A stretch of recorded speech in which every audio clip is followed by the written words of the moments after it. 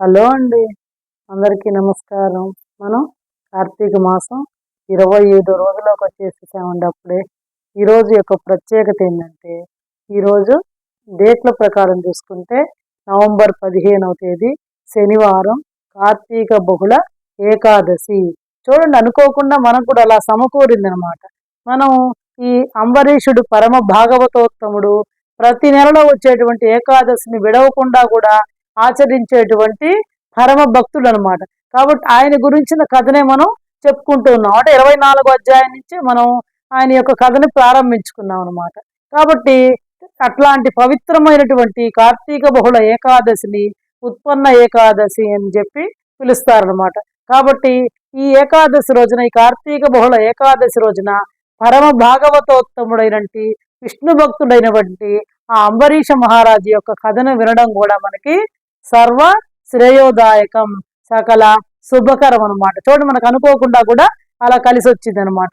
24వ అధ్యాయం నుంచే మనకు అంబరీష మహారాజు కథ మొదలవుతుంది అనమాట. కాబట్టి ఈ కథని ఏకాదశి రోజున, ఈ కార్తీక బహుళ ఏకాదశి రోజున ఈ కథని పురాణంలో వచ్చేటువంటి, కార్తీక పురాణంలో ఉన్నటువంటి ఈ కథని ప్రతి ఒక్కళ్ళు కూడా భక్తి శ్రద్ధలతో వినాల్సిందిగా కోరుకుంటూ ఈనాటి కార్తీక పురాణాన్ని ప్రారంభిస్తున్నానండి. కార్తీక పురాణం 25వ అధ్యాయం. మనం కిందటి అధ్యాయంలో అంబరీషుడని మహారాజు, ఆయన పరమ భాగవతోత్తముడని, ఆయన ప్రతి నెలలో వచ్చేటువంటి 2 ఏకాదశుల్ని కూడా విడవకుండా ఆచరిస్తాడని చెప్పి, ఒకరోజు ఏకాదశి ఉపవాసం ఉండి తెల్లవారిన తర్వాత ఆ రోజు ద్వాదశి గడియలు చాలా స్వల్పంగా ఉన్నందున బ్రాహ్మణోత్తములందరినీ కూడా భోజనం పెట్టి తాను కూడా భుజించడానికి సిద్ధపడుతున్న సమయంలో దుర్వాస మహాముని అక్కడికి వచ్చాడని చెప్పి, అతిథిగా వచ్చాడు కాబట్టి ఆయన్ని గౌరవించి మీరు కూడా స్నానం చేసి రండి భోజనానికి అని చెప్పి ఆయన ఆహ్వానించడం జరిగింది. ఆయన నదికి వెళ్ళి అందరికీ కూడా తిరిగి రాలేదనమాట. అలాంటి సమయంలో అంబరీషుడికి ఇక్కడేమో ద్వాదశి గడియలు దాటిపోతున్నాయి, అక్కడేమో ముని రాలేదనమాట. కాబట్టి ద్వాదశి గడియలు విడిచి భుజిస్తే భగవంతుడి కోపం వస్తుంది, దుర్వాస ముని రాకుండా కనుక భుజిస్తే బ్రాహ్మణుడి కోపం వస్తుంది, ఆయన మహా కోపిష్టి స్వభావం గలవాడు, శాపం ఇస్తాడని చెప్పి భయపడుతూ భోంచేయాలా లేదా ముని వచ్చిన దాకా ఉండాలా అని చెప్పి పండితులందరినీ పిలిచి ఏది నాకు తగిన న్యాయమో మీరే చెప్పండి అంటే, అప్పుడు పండితులందరూ కూడా ఏదో వాళ్ళకి తెలిసినటువంటి ధర్మశాస్త్ర విషయాల్ని, ప్రతి ఒక్కళ్ళ యొక్క ప్రాణిలో అగ్నిదేవుడు జఠరాగ్ని రూపంలో ఆకలిని పుట్టిస్తాడు, దాన్ని మనం తిన్న ఆహారం ఈ పచనం అయిపోయి మన దేహేంద్రియాలంటే కూడా శక్తినిస్తుంది, కాబట్టి అగ్నిదేవుడు దేవతలందరిలో కూడా తేజోవంతుడు అని చెప్పి చెప్తూ ఉంటారనమాట. ఈనాటి అధ్యాయంలో ఆ అంబరీష మహారాజు దగ్గరికి భోజనం చేశాడా లేదా దుర్వాసుడు ఆయన దగ్గరికి వచ్చాడా, ఏం శపించాడా లేదా దుర్వాస మహాముని సరేనని ఊరుకున్నాడా, ఏం జరిగిందో ఈనాటి అధ్యాయంలో మనం తెలుసుకుందాం అనమాట. 25వ అధ్యాయము కార్తీక పురాణం. దుర్వాసుడు అంబరీషుని శపించుట. ఈ అధ్యాయంలో ఏం జరిగింది అంటే, ఆ దుర్వాస మహాముని అంబరీష మహారాజుని శపించాట. అంబరీష వాళ్ళు పండితులందరూ నేను సమావేశపరిచాడు కదా, నేనేం చేయాలో చెప్పండి అని చెప్పి వాళ్ళు అడిగాడు. దానికి వాళ్ళు చెప్తున్నారు అనమాట, ఓ అంబరీష మహారాజా, పూర్వ జన్మలో కించిత్ పాప విశేషము వలన నీకు ఈ అనర్థం వచ్చింది. ఇలాంటి పరిస్థితి చూడ ఒక్కోసారి మనకి ధర్మ సంకటంగా ఉంటుంది, ఏం చేయాలో అర్థం కాదు, ముందు పోతే నొయ్యి వెనకపోతే గొయ్యి అన్నట్లుగా ఉంటుంది పరిస్థితి అనమాట. అది ఎందుకు వచ్చింది అని చెప్తే వాళ్ళు పండితులు చెప్తున్నారు, అంబరీష మహారాజు కూడా ఇప్పుడు అలాంటి సందర్భమే వచ్చింది. అయ్యా, నువ్వు పూర్వ జన్మలో చేసినటువంటి కించిత్ పాప విశేషం వల్ల నీకు అనర్థం వచ్చింది. నీ బుద్ధిచే దీర్ఘముగా ఆలోచించి నీకెటుల అనుకూలించునో అటులనే చేయుము, ఇక మాకు సెలవిప్పించుము అని పండితులు పలికిరి. అప్పుడు వాళ్ళు చెప్పారు, అయ్యా నువ్వు సామాన్యుడు కావు, పరమ విష్ణు భక్తుడివి, పరమ భాగవతోత్తముడివి, కాబట్టి నీ యొక్క బుద్ధితోటి దీర్ఘంగా ఆలోచించి నీకు ఏదైతే అనుకూలిస్తుందో, నీకు ఎట్లా అనుకూలిస్తుందో ఆ విధంగానే చెయ్యి అని చెప్పి ఇంకా మాకు సెలవిప్పించండి అని చెప్పి పండితులు పలికారట. అంత అంబరీషుడు, ఓ పండితోత్తములారా, నా నిశ్చితాభిప్రాయమును ఆలకించి వెడలుడు. అప్పుడు అంబరీషుడు ఏమన్నా అంటే, అయ్యా ఓ పండితోత్తములారా, నేను చెప్పే మాటను కూడా మీరు ఆలకించి తర్వాత వెళ్ళండి.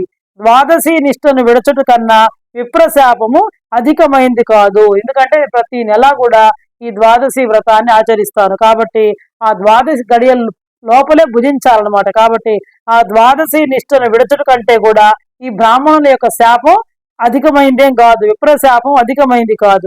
జలపానము చేయుట వలన బ్రాహ్మణుని అవమానపరచుట కాదు, ద్వాదశిని విడుచుట కాదు. అప్పుడు దుర్వాసుడు నన్నేల నిందించును, నిందింపడు. నా తొల్లి పుణ్య ఫలము నశింపదు. కాన జలపానమునరించి ఊరకుందును అని వారి ఎదుటనే జలమును తీసుకును. ఎందుకంటే సకల ప్రాణికోటికి కూడా మానవ కోటి ప్రాణి మనుగడికి జలం జీవనాధారం కదా. కాబట్టి ఆహార నిషిద్ధాది సమయంలో ముందు కూడా జలాన్ని స్వీకరించవచ్చు. కాబట్టి నేను జలపానం చేస్తాను. ఈ జలపానం చేసినందువల్ల అటు బ్రాహ్మణుని అవమానపరిచినట్లు కాదు, అటు ద్వాదశిని విడిచినట్లు కాదు. కాబట్టి అప్పుడు దుర్వాస మహర్షి నన్నేలా నిందించడు. అంతేకాకుండా ఇంతకు ముందర నేను చేసినటువంటి పుణ్యఫలం కూడా నశించదు. కాబట్టి జలపానం తీసుకొని జలాన్ని మాత్రమే తీసుకొని ఊరుకుంటాను అని చెప్పి వాళ్ళ ఎదురుగుండానే, ఆ పండితులందరూ ఎదురుగుండానే జలాన్ని తీసుకున్నట్ట. ఎప్పుడైతే ఈయన జలాన్ని తీసుకున్నాడో అంబరీషుడు జలపానం మొనరించిన మరుక్షణమునకే దుర్వాసుడు స్నాన జపాదులు పూర్తి చేసుకుని అక్కడికి వచ్చాట. ఎప్పుడైతే ఈయన ఊరకు ఒక్క చుక్క జలాన్ని తీసుకున్న మరుక్షణమే దుర్వాసుడు అక్కడికి వచ్చేసాడనమాట. రావడంతో ఆయన వచ్చిన వెంటనే ఆ ముని మహారౌద్రాకారుడై కండ్ల వెంట నిప్పులు గ్రక్కుచు, ఓరి మదాంధ, నన్ను భోజనానికి రమ్మని నేను రాకనే నీవేళ భుజించితివి. ఎంత దుర్మార్గము, ఎంత నిర్లక్ష్యము, ఎంతటి ధర్మ పరిత్యాగివి. అతిథికి అన్నం పెట్టుదనని ఆశ చూపి పెట్టకుండా తాను తినినవాడు మలభక్షకుడగును. అట్టి అధముడు మరుజన్మలో పురుగై పుట్టును. నీవు భోజనమునకు బదులు జలపానము చేసితివి, అది భోజనముతో సమానమైనదే. నీవు అతిథిని విడిచి భుజించినావు గనుక నీవు నమ్మక ద్రోహి వగుదువే గాని హరిభక్తులు వెట్లు కాగలవు అని చెప్పి, ఇంక చూడండి ఈయన జలపానం వాడు తీసుకున్నాడో లేదో దుర్వాస మహాముని వచ్చి రావడంతో ఆయన మహారౌద్రాకారుడై కండ్ల వెంటంతో ఎర్రగా చింత నిప్పులు మాదిరిగా నిప్పులు గొక్కుచూ ఈ అంబరీషుడిని ఎన్ని మాట చూడు, ముందు వెనుక వివేకం లేకుండా ఆలోచన లేకుండా ఎంతటి తపస్సంపన్నుడైనప్పటికీ కూడా ఎలా తిట్టాడో చూడండి. ఓరి మదాంధ, నన్ను భోజనానికి రమ్మని చెప్పి నేను రాకుండానే నువ్వు ఎట్లా భుజిస్తావు? ఎంత దుర్మార్గం, నీకెంత నిర్లక్ష్యం, నువ్వు ఎంతటి ధర్మ పరిత్యాగివి. అంతేకాకుండా అతిథికి అన్నం పెడతానని చెప్పి ఆశ చూపి పెట్టకుండా తినేటువంటి వాడు మలభక్షకుడు అవుతాడు. అట్టి అధముడు మరుజన్మలో పురుగై పుడతాడు. నీవు భోజనానికి, పాపం ఆయన ఏం భోజనం కూడా చేయలే, పాపం జలాన్నే తీసుకున్నావు, అది కూడా చెప్తావు. నువ్వు భోజనానికి బదులు జలపానం చేస్తేవి, అది కూడా భోజనంతో సమానమైందే. నీవు అతిథిని విడిచి భుజించినావు కాన నీవు నమ్మక ద్రోహి వగుదువే గాని హరిభక్తుడు ఎట్లా అవుతావు? నువ్వు అతిథిని భోజనాన్ని పిలిచి ఆయన రాకుండా భుజించినటువంటి వాడివి నువ్వు శ్రీహరి భక్తుడు ఎట్లా అవుతావు? అసలు శ్రీహరి బ్రాహ్మణుని యొక్క అవమానాన్ని సహింపడు. శ్రీహరి బ్రాహ్మణ పక్షపాతి, ఆ విష్ణుమూర్తి బ్రాహ్మణుని అవమానించడాన్ని ఆ శ్రీహరి సహింపడు. మమ్మే అవమానించుట అనినా శ్రీహరిని అవమానించుటయే. నీవంటే హరినిందాపరుడు మరి ఒకడు లేడు. చూడండి, నువ్వు నన్ను అవమానించావంటే శ్రీహరిని అవమానించినట్లే. నీలాంటి హరినిందాపరుడు మరొకడు లేడు. పాపం ఆయన ఏం మాట్లాడాల, ఏం చేయలా. చూడండి, నీవు మహాభక్తులవని అతి గర్వము గలవాడవై ఉన్నావు. ఆ గర్వంతోనే నీవు నన్ను భోజనానికి ఆహ్వానించి అవమానపరిచి నిర్లక్ష్యముగా జలపానం మొదరించితివి. నేను అసలు ఆలోచించట్లా. ఆయన పాప ఏకాదశి ఉపవాసం ఉన్నానని చెప్పాడు, ద్వాదశ గడియలు స్వల్పంగా ఉన్నాయి, ఈ లోపలే రెండని చెప్పాడు. రాకపోవడం అనేటువంటిది నా తప్పు కదని ఆలోచించకుండా చూడు ఎంత ఆవేశంగా ఆయన పాపం మాట్లాడనీయకుండా ఈయనే మాట్లాడేస్తున్నాడు అనమాట. నీలాంటి హరినిందాపురుడు మరొకడు లేడు. పైగా నువ్వు నేనే మహాభక్తుడని గర్వము, గర్వంతో ఉన్నావు నువ్వు. ఆ గర్వంతో నువ్వు నన్ను భోజనానికి ఆహ్వానించి అవమానపరిచి నిర్లక్ష్యంగా నేను రాకుండానే జలపానం తీసుకున్నావు. అంబరీష, నీ వెట్లు పవిత్ర రాజకుటుంబంలో పుట్టినావుడా అని చెప్పి అంటున్నాడు అన్నమాట. చూడండి, రాజును పట్టుకొని, ఓ అంబరీష, నువ్వు ఎట్లా పుట్టావురా పవిత్ర రాజకుటుంబంలో? నీ వంశము కళంకము కాలేదా అని కోపముతో నోటికి వచ్చినట్లు తిట్టాట. ఎవరు? దుర్వాస మహాముని. ఎవరిని? అంబరీష మహారాజుని. పాపం ఆ అంబరీష మహారాజు ఆ ముని కోపమునకు గడగడగడ వణుకుచు ముకుళిత హస్తములతో, మహానుభావ, నేను ధర్మచ్యుతుడను, నా అజ్ఞానముచే నేను ఈ కార్యము చేసి తిని, నన్ను రక్షింపుడు. బ్రాహ్మణులకు శాంతియే ప్రధానము. మీరు తపోధనులు, దయాదాక్షిణ్యములు గలవారు కాన నన్ను కాపాడుడని అతని పాదములపై పడెను. పాప చూడండి, రాజు అయినప్పటికీ కూడా ఆయన కోపగించుకోకుండా, ఏందయ్యా నువ్వు బ్రహ్మ చెప్తున్నావు, మనం ఇదేమంటాం, మరి చెప్పావులే కానీ రమ్మటానికి రాకుండా వండిపోతుంటే మేము జనవాయండి నీకోసం ఉంటావా అని అంటారు. కానీ పాప రాజు అయినప్పటికీ కూడా ఆయన విష్ణు భక్తుడు కాబట్టి ఆ అంబరీషుడు పాపం వణికిపోతూ భయంతో, అయ్యా మహానుభావ, నేను అజ్ఞానంతో ఈ పని చేశాను, నన్ను రక్షించండి, అయ్యా మీరు బ్రాహ్మణులు, మీకు సహనము శాంతే ప్రధానం, పైగా మీరు తపోధనులు, దయా దాక్షిణ్యం గలవారు కాబట్టి నన్ను కాపాడండి అని చెప్పి ఆ దుర్వాస మహాముని యొక్క పాదాలపై పడ్డాట పాపం. ఎవరు? అంబరీష మహారాజు. అయినప్పటికీ కూడా దయాశూన్యుడైన ఆ దుర్వాసుడు అంబరీషుని తలను తన ఎడమ కాలితో తన్ని, చూడండి, ఆయన యొక్క అంబరీష మహారాజు యొక్క తలని ఆయన యొక్క ఎడంకాలతో తన్నాట. తన్ని దోషికి శాపం ఇయ్యకుండా ఉండరాదు, పైగా నువ్వు తప్పు చేసావు, నువ్వు దోషివి, నీకు శాపం ఇవ్వకుండా ఉండరాదు అని చెప్పి ఆయన్ని శపిస్తున్నాడు. చూడండి, నీవు మొదటి జన్మలో చేపగాను, రెండవ జన్మలో తాబేలుగాను, మూడవ జన్మలో పందిగాను, నాలుగవ జన్మలో సింహముగాను, ఐదవ జన్మలో వామనుడుగాను, ఆరవ జన్మలో క్రూరుడుగు బ్రాహ్మణుడుగాను, ఏడవ జన్మలో మూఢుడవైన రాజుగాను, ఎనిమిదవ జన్మలో రాజ్యము గాని సింహాసనము గాని లేనటి రాజుగాను, తొమ్మిదవ జన్మలో పాషండ మతస్థునిగాను, 10వ జన్మలో పాప బుద్ధి గల దయలేని బ్రాహ్మణుడుగాను పుట్టెదవుగాక అని వెనుక ముందు ఆలోచించకుండా శపించాట.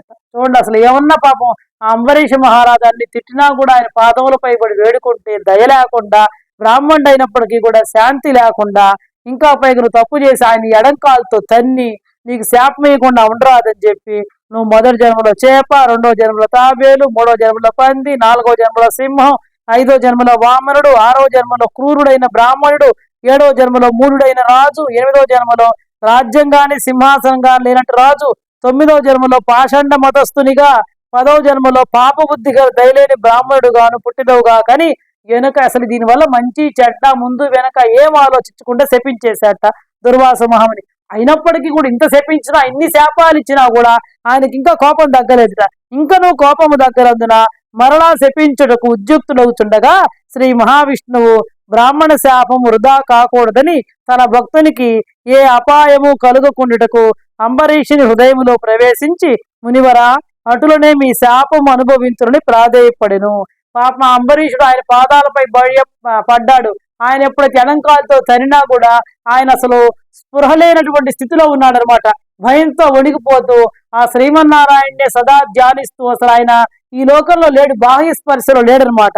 కాబట్టి ఇన్ని శాపాలు విధించినప్పటికీ కూడా 10 జన్మలకు సరిపడా శాపాలు విధించినప్పుడు కూడా ఆయనకి ఏం తెలియదు అనమాట. అయినప్పటికీ కూడా ఇంకా ఆయన కోపం తగ్గకుండా ఇంకా శపించడానికి సిద్ధపడుతున్నాడు దుర్వాస మహాముని. అప్పుడు శ్రీ మహావిష్ణువు ఈ బ్రాహ్మణుల యొక్క శాపం వృధా కాకూడదు, ఇంకా ఆయన యొక్క భక్తుడు కదా అంబరీషుడు పాపము, కాబట్టి తన భక్తునికి ఏ అపాయము కలగకుండా ఉండేదానికి ఆ అంబరీషుని యొక్క హృదయంలో సాక్షాత్ ఆ పరమాత్మ శ్రీహరే ప్రవేశించి, అయ్యా ఓ మునివర్యా, అట్లనే మీ శాపాన్నంతా కూడా అనుభవిస్తాను అని చెప్పి అని ప్రాధేయపడ్డాట. ప్రాధేయపడినా కూడా దుర్వాసుడు ఇంకా కోపం తెచ్చుకొని ఇంకా శపించడానికి సిద్ధపడ్డాట. అప్పుడు శ్రీమన్నారాయణుడు ఇంకా ఆయన శపించకుండా ఆయన యొక్క సుదర్శన చక్రాన్ని అడ్డుపెట్టాట. ఎందుకంటే అంబరీషుడు పాపం బాహ్య స్పర్శలో లేడు. ఈయన ఎప్పుడైతే ఆయన ఎడంకాలతో దన్నాడో ఆయన బాహ్య స్పర్శను కోల్పోయాడు. భయంతో వణికిపోతూ ఆయన అంతా కూడా సదా శ్రీమన్నారాయణ యొక్క ధ్యానంలో మునిగిపోయాడు. ఆయన హృదయంలో ఈ శ్రీమన్నారాయణుడు ప్రవేశించి దుర్వాస మహాముని విధించినటువంటి ఆ 10 జన్మల శాపాలని, పాపం బ్రాహ్మణ శాపం వృధా కాకూడదు అని చెప్పి, అట్లనే నేను మీ శాపాన్ని అనుభవిస్తా అని చెప్పి ప్రాధేయపడ్డా కూడా ఇంకా ఆయన కోపం చల్లారక ఇంకా శపించడానికి సిద్ధపడుతుంటే అప్పుడు ఆ శ్రీమన్నారాయణుడు ఆయన యొక్క సుదర్శన చక్రాన్ని అడ్డుపెట్టాట. ఆ సుదర్శనం ఎట్లా ఉందంటే, కోటి సూర్య ప్రభలతో అగ్నిజ్వాలలు గ్రక్కుచు దుర్వాసునిపై పడబోయిను. అంత దుర్వాసుడు ఆ చక్రము తరణిని మసిచేయునని తలంచి ప్రాణములపై ఆశ కలిగి అతటి నుండి బతుకు జీవుడా అని పరిగెడను. ఎందుకంటే ఆ దుర్వాస మహాముని కూడా సామాన్యుడు కాడు కదా, చెప్పాను మీకు రుద్రాం సంభూతులు అని చెప్పి. ఆ సుదర్శన చక్రం యొక్క మహిమ ఆయనకు తెలుసు. కాబట్టి ఎప్పుడైతే ఆ సుదర్శన చక్రం కోటి సూర్య ప్రభలతో అగ్నిజ్వాలలు గక్కుచు దుర్వాసుని మీద పడబోయిందిట. అప్పుడు ఆ దుర్వాస మహర్షికి జ్ఞానోదయం అయిందనమాట. ఆ చక్రం ఆయన తనని చేస్తుంది అని చెప్పి అప్పుడు ఆయనకి మాత్రం ప్రాణాల మీద ఆశ కలిగి అక్కడి నుంచి బతుకు జీవుడు ఆయన పరిగెత్తాట. మహాతేజస్సుతో చక్రాయుధము దుర్వాసుని తరుముచుండెను. దుర్వాసుడిని తరుముతూ ముందు దుర్వాసుడు పరిగెత్తున్నాడు, వెనక చక్రాయుధం వస్తుంది.